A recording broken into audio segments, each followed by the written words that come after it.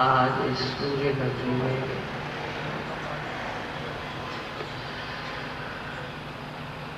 आप सबके सम्मुख एक विशेष साधना, सूर्य साधना, सूर्य योग साधना, सिद्धामृत सूर्य योग साधना, इसके बारे में हम शुरुआत कर रहे हैं।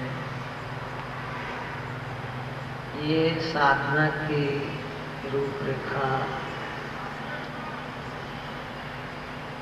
इसका विधान, इसका सिद्धांत, इसकी चर्चा करने से पहले 2-4 शब्द, इसकी आवश्यकता क्यों है इस विषय में।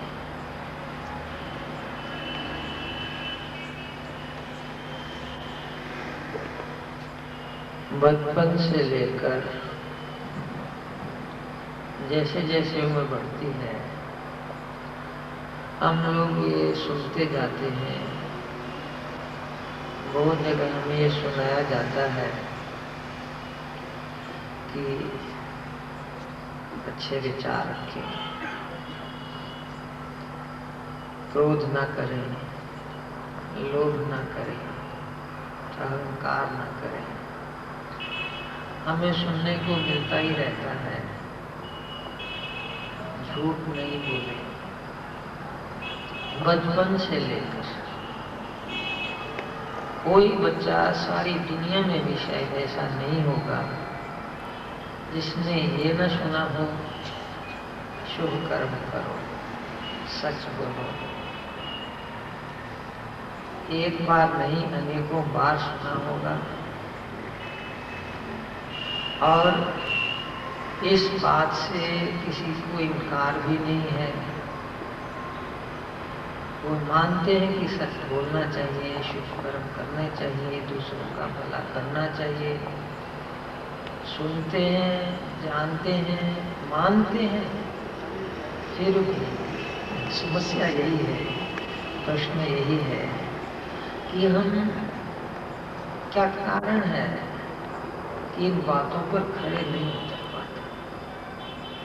न जाने कहां से क्रोध आ जाता है, न जाने क्यों मोह रग रग में फंसा है। पता नहीं क्यों अनात्म वस्तुओं का आकर्षण इतना ज्यादा कि जिनके कारण हम सब सिद्धांत सुने समझे भूल जाते हैं। तो हम यहाँ पर ये तो कहने आए नहीं, कहने की जरूरत भी नहीं, सब आप जानते हैं क्या करना चाहिए, सच्चा जीवन आदि आदि, वो सब ठीक। लेकिन मूल प्रश्न तो यही है कि सब कुछ जानते बूझते भी जैसा होना चाहिए वैसा क्यों नहीं।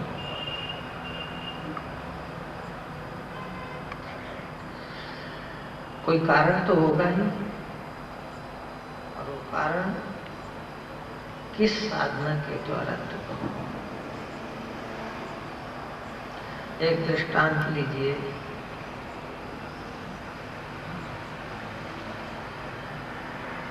कोई महल है, राजमहल है, बहुत सा सामान उसमें रखा हुआ है, और उसकी रक्षा करने के लिए हमने चौकीदार नियुक्त किया।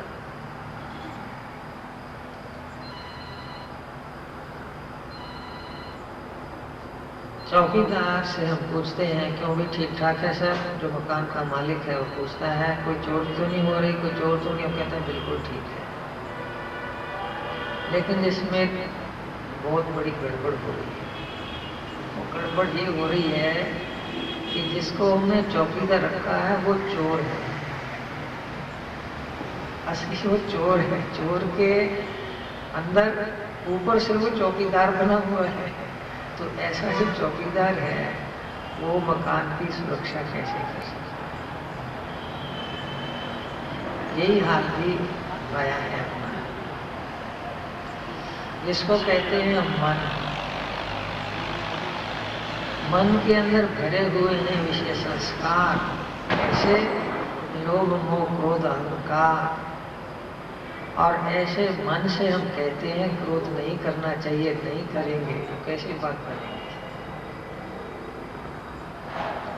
मन का एक हिस्सा, हम कहें आमतौर पर 10%, वो ये बात मानता है क्रोध लोभ मोह अहंकार छोड़ो, और मन का जो अंदर छिपा हुआ हिस्सा 90% प्राय उसमें दबे हुए हैं ऐसे अनात्म संस्कार। जब हम पूरे सजग हैं, सावधान हैं, कोई परेशानी नहीं है, कोई लोभ का अवसर नहीं है, कोई क्रोध करने के लिए ऐसी परिस्थिति नहीं बनी हुई है, हम कहते हैं बिल्कुल ठीक, हम बिल्कुल शांत हैं, कोई लोभ नहीं, कोई क्रोध नहीं। लेकिन जब कुछ ऐसा बात आती है तो वो जो कहता है बिल्कुल ठीक, वो अंदर चला जाता है, दब जाता है, और अनात्म संस्कार उठ खड़े होते हैं, बिना जाने कहाँ से पता नहीं क्रोध आ जाता है, वो अंदर दबा हुआ है। ये अनात्म संस्कार हमारे हृदय के अंदर, शरीर के अंदर पहले दबे हुए हैं। ऊपरी स्तर पर हम पूरे सजग हैं, सावधान। ये ऊपरी स्तर कौन सा है? हम बिल्कुल मोटी भाषा में, बिल्कुल सीधी सादी भाषा में बात करें। जैसे ये आप शरीर देख रहे हैं, 3.5 हाथ का शरीर, इसमें 9 छिद्र हैं। ये आंखें हैं, 2 छिद्र, ये कान, नासा छिद्र, मुख, और नीचे 2 छिद्र। इन छिद्रों के स्तर तक हम जागृत हैं। आंख देख रही है, ठीक, पूरे सजग। आंख बंद हो गई, इसके बाद फिर हम जैसा चाहें वैसा नहीं देख पाते। जब बिल्कुल पलकें अपने भार से ही दब गई, बंद हो गई, जिसको कहते नींद आ गई, उस समय हम वही देखते हैं जो हमारे अंदर दबे हुए संस्कार। स्वप्न आते हैं, स्वप्नों पर हमारा कोई नियंत्रण नहीं,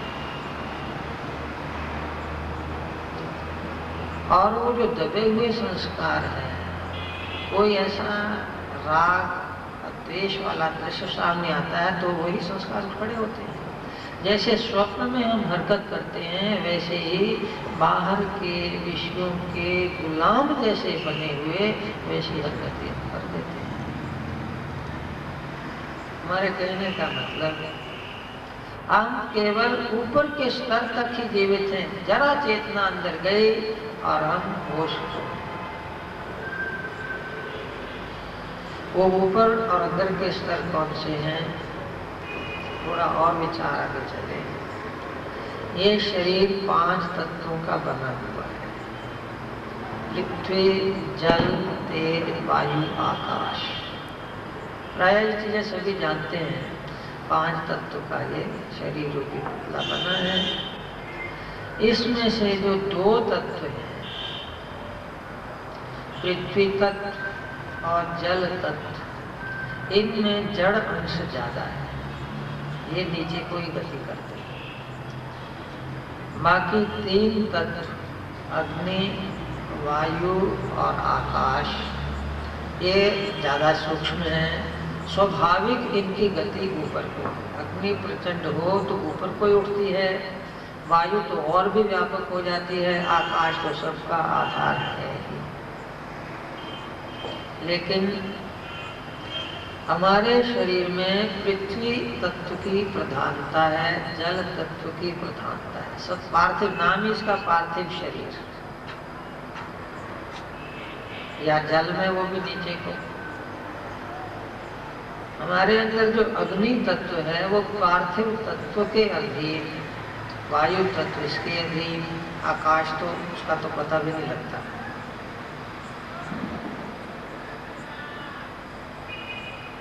इसलिए अग्नि की गति या वायु की गति भी जैसी होनी चाहिए ऊपर की ओर वैसी नहीं है, वो शरीर में घूमती रहती है।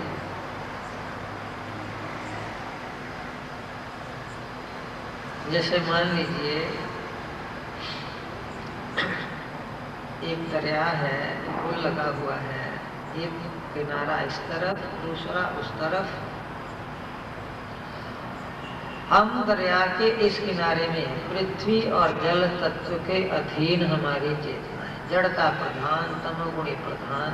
नीचे की ओर विषयों की ओर, नीचे की ओर का मतलब है बाहर की, नीचे की ओर का मतलब है बाहर के जो शब्द स्पर्श रूप रस गंध विषय उनके अधीन है। ऊपर के मतलब अंदर की ओर नहीं है। ये देखने में शरीर छोटा सा है, लेकिन इसके अंदर परमात्मा मौजूद है, इसके अंदर पूरा ब्रह्मांड समाया हुआ है। किसी भी प्रकार से यदि ये चेतना इस शरीर के अंदर ही गति करना शुरू कर, जो ब्रह्मांड सोई पिंड, ये सब साधनाओं का शास्त्रों का आधार सिद्धांत है। अंदर हम जाते जरूर हैं, अपने शरीर के अंदर गति जरूर करते हैं, लेकिन स्वप्न जैसी अवस्था है।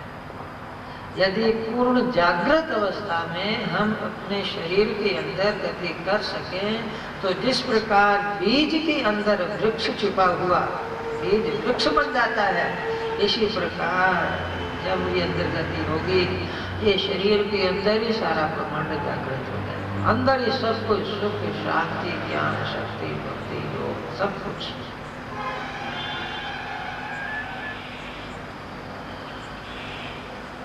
एक तरफ पृथ्वी और जल तत्व, दूसरी तरफ है वायु तत्व आकाश तत्व। वायु मतलब सर्वव्यापक। हम देखें वायु के आधार पर ही हमारा जीवन चलता है।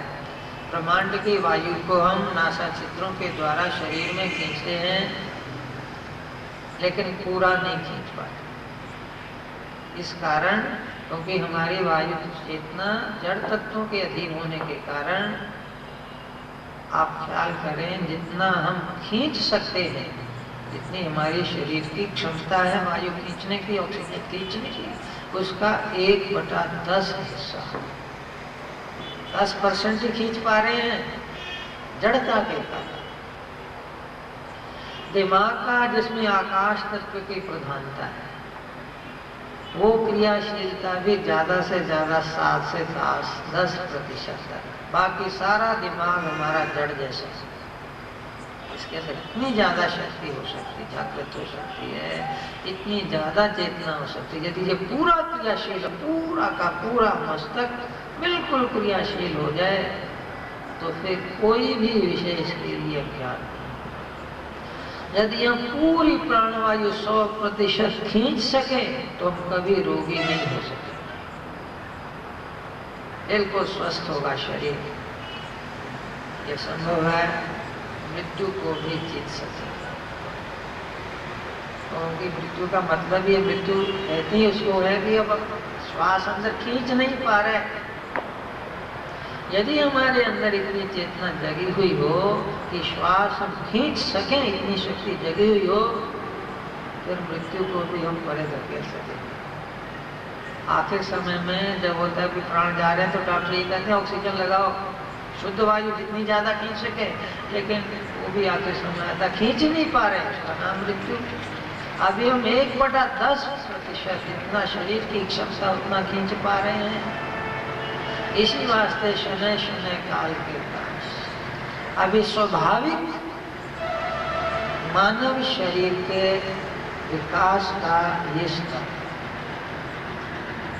पशु चेतना से प्राणी के ऊपर उठता उठता उठता मनुष्य शरीर को प्राप्त हुआ, मनुष्य शरीर में विकसित होता हुआ वर्तमान ये स्तर, ये युग का ये स्तर है। 1/10 सामान्य, कोई इससे ज्यादा खींचे, कोई और ज्यादा खींचे, कोई इससे भी कम खींचे, हंसने में ही रोगी। यदि हम किसी प्रकार से इन क्षमताओं को बढ़ा सके, जितने शरीर की स्वाभाविक क्षमता है, प्राणवायु ज्यादा खींच सके, ज्यादा भर सके, ज्यादा मस्तिष्क क्रियाशील, ज्यादा मस्तिष्क का विकास होगा। यही आगे आगामी युग के सूत्र। फिर हम कहें तो हमें करना क्या है? अभी हम क्या कर रहे हैं? अभी होता क्या है? अभी होता ये है कि जितनी भी ऊर्जा है, जितनी भी शक्ति है, हम किस प्रकार ग्रहण करते? अग्नि तत्व जो हमारे शरीर के अंदर है, उस अग्नि तत्व की प्राप्ति हम किस साधन से करते हैं? वैसे तो सारे ब्रह्मांड में ऊर्जा सप्लाई करने वाला ये सूर्य देव, सूर्य आत्मा जगतस्तस्तु शश्च। सूर्य ही जड़ चेतन जगत का आत्मा। सूर्य से ही हमें गर्मी मिलती है, सूर्य से ही वनस्पतियों को ऊर्जा मिलती है, वो सीधे ग्रहण करते हैं, उनमें कुछ ऐसी रचना ही ऐसी है,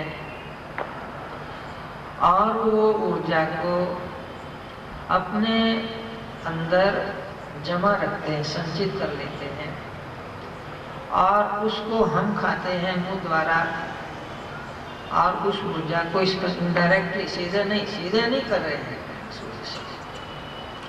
औषधियों के द्वारा, अन्नादि के द्वारा वो खाते हैं, और फिर जो ऊर्जा को आत्मसात कर लेते हैं, और जो मलन सो बाहर निकाल देते हैं।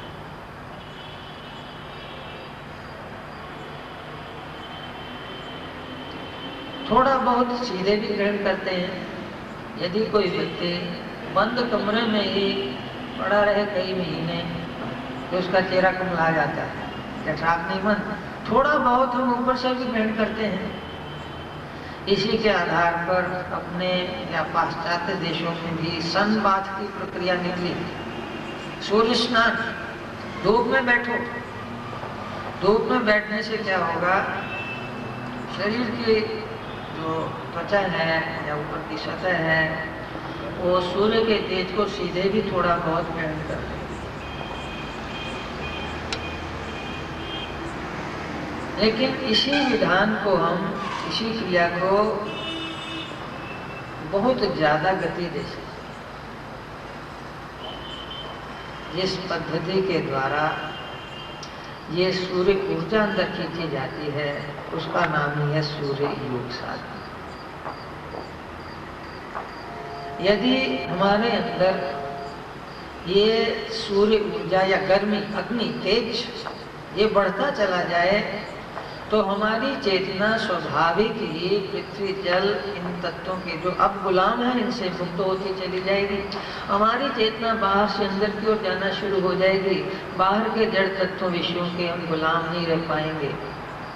और उस समय जो हम निर्णय करेंगे, ये हमने करना है, सत्य जीवन धारण करना है, वो तो नहीं करना है, उस समय जो किया हुआ निश्चय वो सिद्ध होगा। सब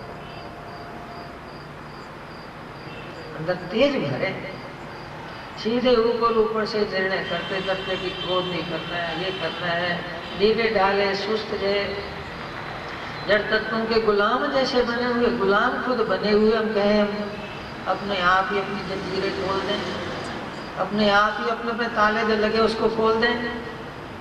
जो डूब रहा है, तैरना नहीं चाहता, जानता, वो खुद ही कैसे पार हो जाए। तो किसी भी विधि से पहले अपने अंदर तेज भरे, अपने अंदर शक्ति भरे, फिर जो भी निर्णय करेंगे उसमें हम सफल होंगे। अध्यात्म में ही नहीं, किसी भी क्षेत्र, आप लोक में आप वैज्ञानिक हैं, लेखक हैं, कारोबारी हैं, किसान हैं, विद्यार्थी हैं, वृद्ध हैं, युवा हैं, रोगी हैं, किसी भी प्रकार से कोई कहीं भी है, किसी भी धर्म में हो, किसी भी मत को मानने वाला हो, कहीं से भी कोई गुरु मंत्र लिया हो, वो सब जगह सफल तब हो जाएगा यदि वो अपने अंदर ये तेज कर सके, अपने अंदर वो शक्ति जागृत कर सके। हम यदि धारणा करते रहे कि मेरे अंदर वो परमेश्वरी कुंडली जाग जाए, मेरे अंदर परमेश्वरी कुंडली जाग रही है, तो खाली ऐसी ऊपर की धारणाओं से बात आने वाली है। हमें उस तेज को अंदर भरने की क्रिया करनी है, साधना। जितना तेज अंदर भरते चले जाएंगे उतने ही हम सफल होते चले जाएंगे। जैसे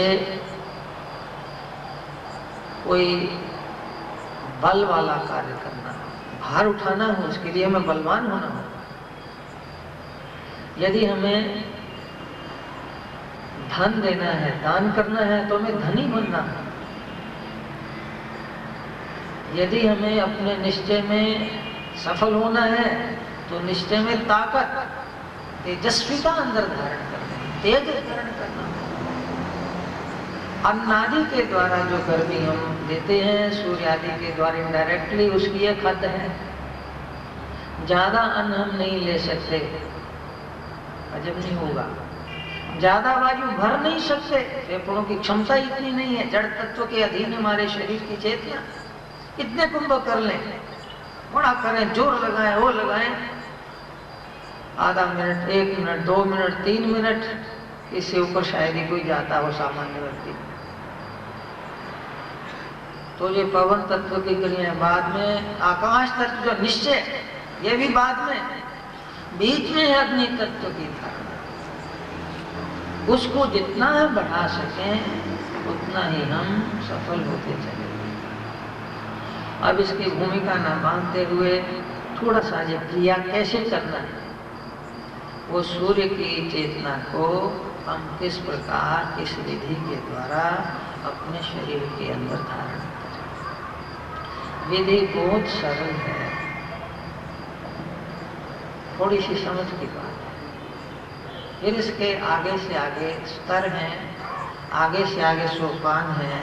पहले इतने दिन ये करें, ये परिणाम आएंगे आपके सामने, उसके बाद अगली क्लास, अगला स्तर ऐसे बढ़ते चलेंगे। तो शुरू में हम साधना करेंगे। पहले हम ये बता दें, ये कोई त्राटक वाली बात नहीं है। त्राटक का मतलब ये होता है कि सामने कोई वस्तु पड़ी है, उसको लक्ष्य बनाकर टकटकी लगाकर देखते चले जाते हैं।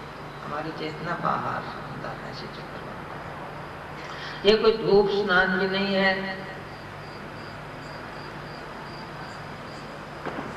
धूप में जैसे कपड़े खोल कर लेट जाए बैठे हैं, ऐसी कोई बात नहीं है। ये कोई रंग चिकित्सा नहीं है, जैसे बोतलों में पानी भर देते हैं अलग अलग रंग, सूर्य की किरणें, ऐसी कोई बात नहीं है। तो वो तो एक एक रंग का होता है। हमने सारे पूरा का पूरा इतना सूर्य में सब कुछ एक साथ ही अंदर भर लेना है।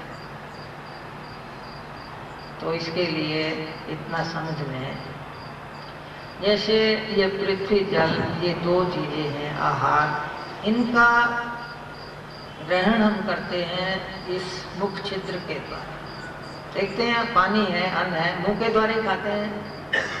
वायु के लिए है ये 2 नासा छिद्र, यहाँ से वायु अंदर खींचते हैं। और अग्नि, तेज, इसके लिए ये हमारी आंखें, विशेष रूप से आंखों के द्वारा हम बाहर के तेज को अंदर खींचते हैं। क्योंकि आंखों की जो उत्पत्ति हुई है ये तेजस तत्व से ही हुई है। इससे पहले 2 शब्द और, जो ब्रह्मांडे सोई पिंडे, जो कुछ भी हमारे ब्रह्मांड में है वो किसी न किसी रूप में हमारे इस पिंड में भी है। बाहर सूर्य है तो हमारे शरीर के अंदर भी सूर्य है, बाहर चंद्र है तो हमारे शरीर में भी चंद्र है, बाहर 5 तत्व हैं तो हमारे शरीर के अंदर भी हैं। लेकिन ये प्रश्न तो होगा ही, ब्रह्मांड तो इतना बड़ा, सूर्य जितना बड़ा, हमारे अंदर कहाँ सूर्य समा सकता है? हाँ, बिल्कुल सही बात है। लेकिन कैसा है, कैसे समाया हुआ है? जैसे बहुत विशाल वृक्ष हो और एक छोटा सा बीज हो। बीज को वृक्ष कहना बनता है, लेकिन अभी नहीं, वो विकसित होगा धीरे धीरे धीरे धीरे। तब पूरा वृक्ष। इसी प्रकार इसके अंदर भी पूरा ब्रह्मांड समाया है, लेकिन अभी अविकसित है, अभी पूरा विकसित नहीं हुआ है। विकसित होने की पूरी संभावनाएं हैं। अब जब पूरा विकसित हो जाएगा तो इसके अंदर ही जब चेतना अंदर जाए समाधि अवस्था में, इसको पूरे ब्रह्मांड में इसकी चेतना का विस्तार है। तो बीज रूप में या थोड़ा थोड़ा विकसित जो ब्रह्मांड के सूर्य चंद्र आदि, उनकी स्थिति हमारे शरीर में कहाँ है? नाभि मंडल में सूर्य, और ऊपर सहस्रार मस्तक में चंद्र। दो ही चीजें मुख्य हैं, सूर्य चंद्र के आधार पर सब कुछ हो जाता है। सूर्य से तेज मिलता है, चंद्र से रस मिलता है, अग्नि सोम, इनसे ही सारा विश्व बना हुआ है। लेकिन बाहर का सूर्य बिल्कुल पूरा प्रकाशित, निरावृत पूरा प्रकाश दे रहा है, लेकिन हमारे नाभि मंडल में जो सूर्य है अभी छोटा नन्हा सा बाल जैसा ही उग ही रहा है। इस नाभि मंडल से कितने करोड़ नाड़ियां निकलती हैं, 72 करोड़ मूल ये है, और सारे शरीर में फैली हुई हैं। और इन सब नाड़ियों के जो सिरे हैं वो 2 आंखों में आकर समाप्त हो जाते हैं। सभी नाड़ियां इधर उधर से घूमती हुई, ईड़ा पिंगला सुषमा और फिर 9, फिर सबकी और 100, फिर उसकी और आगे सारे शरीर में फैलती हुई। लेकिन उनके जो सिरे हैं सभी नाड़ियों के किसी न किसी रूप से ये 2 आंखों में है, मस्तक में भी है। मस्तक में वो एक और ग्रंथि है जिसको हम चंद्रमंडल कह देते हैं। इसको आजकल पीनियल, पिट्यूटरी ऐसे 2 नाम दे देते हैं। तो यहाँ से नाड़ी ऊपर को भी उठती है और सबके सिरे बाहर भी आते हैं। जिस प्रकार सूर्यमंडल हमारा पूरा जागृत नहीं, इसी प्रकार चंद्रमंडल भी उतना ही है, पूरा नहीं है। इन दोनों को पूरा जागृत करने के हमें बाहर के सूर्य की आवश्यकता है, क्योंकि वो पूरा जागृत है। जिस प्रकार कहते हैं कोई विचार ग्रहण करने के लिए, कोई नई सोच ग्रहण करने के लिए बाहर मार्गदर्शक की आवश्यकता है, तो अपने अंदर तेज भरने के लिए हमें जो तेजो रूप सूर्य है बाहर ब्रह्मांड में, उसके साथ संबंध जोड़ना है। यदि जोड़ेंगे तो हमारे अंदर भी तेज भरता चला जाए। जिस प्रकार ऊपर हाई पोटेंशियल, उसके साथ नीचे उतार जोड़ दी जाए, ऊपर से अपने आप को पावर होनी शुरू हो जाए। बस संबंध ही जोड़ना है, बाकी काम अपने आप होता चला जाए। संबंध जोड़ने का तरीका, सूर्य उदय हुए को 1 घंटा हो गया। उगता हुआ सूर्य अभी अंदर भी उग रहा है, बाहर फिर तो बराबर हो जाएगा, कोई फ्लो नहीं होगा। अभी अंदर भी चढ़ ही रहा है, बाहर भी फिर तो कुछ नहीं आदान प्रदान होगा। तो सूर्य उदय हुए को 1 घंटा हो गया। ज्यादा हो जाए तो धीरे धीरे और भी अच्छा, पहले भी शुरू कर लें, कोई बात नहीं, वो स्थिति बन जाएगी। फिर धीरे धीरे जैसे जैसे सूर्य ऊपर उठते चले जाएंगे, हमारे अंदर चेतना का, गर्मी का, तेजस तत्व का संचार होना शुरू हो जाएगा। तो ऐसा अच्छा यही है कि जितने बजे सूर्य उदय होता है 1 घंटे बाद ये विशेष साधना शुरू करें। कहाँ करनी है? यदि धरती मिले तो बहुत अच्छा, खुला आकाश, धरती हो, नंगे पैर हो। नहीं मिलता तो छत पर भी कर सकते हैं। खड़े हो जाएं, बैठ जाएं, वस्त्र कम से कम, पुरुष उत्तरीय उतार दें तो भी ठीक है, या कम से कम वस्त्र, सिर भी नंगा, चश्मे नहीं, क्योंकि जो चश्मे हैं वो बहुत सी अल्ट्रा वायलेट रेज जो हैं इनको सीधा ही रोक देते हैं, वो बहुत गुणकारी रेज हैं। तो चश्मा वगैरह उतार दें। शुरू का जो स्तर है, पहला स्तर, उसमें हम बंद आंखों से ही शुरू करते हैं। चाहे आंखें बंद ही हैं, लेकिन हमारे नेत्र पटल फिर भी प्रकाश किरणों के लिए बहुत सेंसिटिव है। वैसे यदि वहां सूर्य है तो ऐसे देखें, आंखें बंद कर।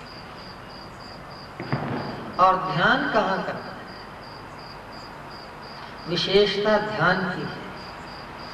ध्यान हमने अपने अंदर, अपने आप में, यहाँ भ्रू मध्य में कर ले। जैसे हम किसी दूर व्यक्ति को देख रहे हो तो हमारी आंखों की जो स्थिति है, गोलक है, वैसे पहले दूर फोकस दूर ही बनता है। तो जैसे देख रहे हैं यहाँ, अब थोड़ा आगे आ जाए और अंदर अंदर अंदर अंदर अंदर, ऐसे देखने में जैसे नेत्र पटल अंदर की स्थिति बनती है, वैसी स्थिति बना लें और आंख बंद कर लें। हाँ, जो साधक अच्छे हैं, जिनको कुछ अनंत शब्द का अभ्यास है, कुछ प्राणायाम आदि क्रिया करते हैं, तो वो अपनी चेतना को जितना मस्तक के अंदर ले जा सकते हैं तो और भी अच्छा। कुछ जीभ को उल्टाना जानते हैं, जीभ को अंदर ले जाना चाहते हैं, कुछ मुद्राएं लगाना जानते हैं, ध्यान आदि लगाना जानते हैं, लगाएं सब कुछ। तो नहीं तो धीरे धीरे अपने आप हो जाए। कहने का मतलब यहां से शुरू करें ध्यान का। सूर्य के सामने बैठ जाएं, खड़े हो जाएं, ये सब ठीक लगे। पहली अवस्था में आंखों को बंद कर लें और यहाँ पर ध्यान करें। अपने आप प्रकाश की किरणें यहाँ टकरानी शुरू हो जाएंगी। लक्ष्य क्योंकि हमारा बाहर नहीं है, बाहर का कोई मकान, जमीन, उधर हमारी नजर नहीं है, उधर हम फोकस नहीं कर रहे नेत्र को। तो प्रकाश की किरणें खाली यहाँ से टकरा कर यहीं वापस चली जाएंगी। यदि हमारा लक्ष्य बाहर होगा तो वहां जाएंगे जहाँ हमारा लक्ष्य, टकरा कर वापस आ जाएंगे। तो क्योंकि बाहर लक्ष्य है ही नहीं, तो प्रकाश की किरणें यहाँ टकराएंगी। रेटिना जो अंदर है वहां पर वो कोई पिक्चर नहीं बनाएंगी। जो अंदर नेत्र पटल है वहां पर वो फोटो बनती है जहां हमारा बाहर लक्ष्य हो। यदि बाहर कोई लक्ष्य नहीं है हमारा तो कोई फोटो नहीं बनेगी। तो किरणें कहाँ जाएंगी? और अंदर चली जाएंगी। बस यही साथ। दोनों नेत्र पटलों जो रेटिना है उसके अंदर और नाड़ियां हैं। रेटिनो हाइपोथैलेमस ट्रैक्ट अंदर है, दिमाग के अंदर नाड़ियां हैं और वहां से उस पथ से प्रकाश किरणें जाते जाते ये जो पीछे हिस्सा हाइपोथैलेमस, जो तीसरा मस्तिष्क विशेष सबसे ज्यादा महत्वपूर्ण यही है, उस मस्तिष्क के केंद्र पर वो प्रकाश की किरणें अपनी वाइब्रेशंस छोड़ती चली जाएंगी, छोड़ती चली जाएंगी। उसी मस्तिष्क से संबंधित एक विशेष ग्रंथि है, पीनियल बॉडी, जिसको हम शिव नेत्र कह देते हैं, आज्ञा चक्र कह देते हैं। इधर से रेखा खींची जाए, इधर से खींची जाए, वो विशेष ग्रंथि अभी अविकसित है। बच्चों में भी थोड़ी बड़ी होती है, जैसे जैसे बड़े होते हैं वो सिकुड़ती चली जाती है। जब उस ग्रंथि पर प्रकाश की किरणें पड़नी शुरू हो जाएंगी हाइपोथैलेमस उसके द्वारा, तो वो क्रियाशील होगा, उसमें हलचल होगी, उसमें कुछ कंपन होंगी, वो विकसित होती चली जाएगी। ये चंद्रमंडल का क्षेत्र है। इसके आगे धीरे धीरे फिर बहुत कुछ होना चाहिए। वो और ज्यादा रस ग्रंथियां रस छोड़ेंगे, उससे कंट्रोल में बहुत से शरीर की ग्रंथियां हैं। उसके साथ दूसरा एक ज्यादा पीयूष ग्रंथि के साथ पिट्यूटरी बॉडी, वो भी मस्तिष्क में ही है, वो मास्टर ग्लैंड जिसको कहते हैं, वो और रस छोड़ती है। तो ये दोनों मस्तिष्क की ग्रंथियां प्रकाश की किरण से क्रियाशील होती हुई, संवेदित होती हुई सारे शरीर को धीरे धीरे रूपांतरित करती चली जाएंगी। और ऊपर से चेतना स्वाभाविक सब चक्र ग्रंथियों का भेदन करते करते करते करते नीचे नाभि मंडल का जो सूर्य उसको क्रियाशील करना शुरू कर। इसके साथ साथ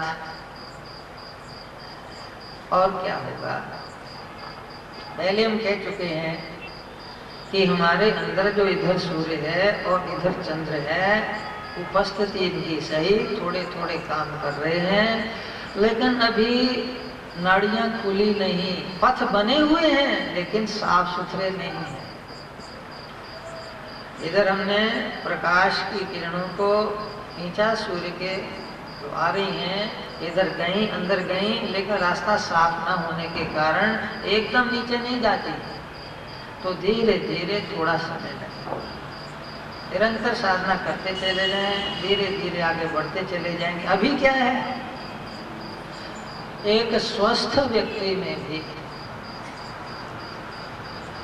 ये जो सूर्य ग्रंथि है, सूर्य चक्र है, इधर सोम चक्र है, उसके बीच में एक स्वस्थ व्यक्ति में भी बहुत सी ग्रंथियां, बहुत से चक्र सब अविकसित हैं, खुले नहीं हैं।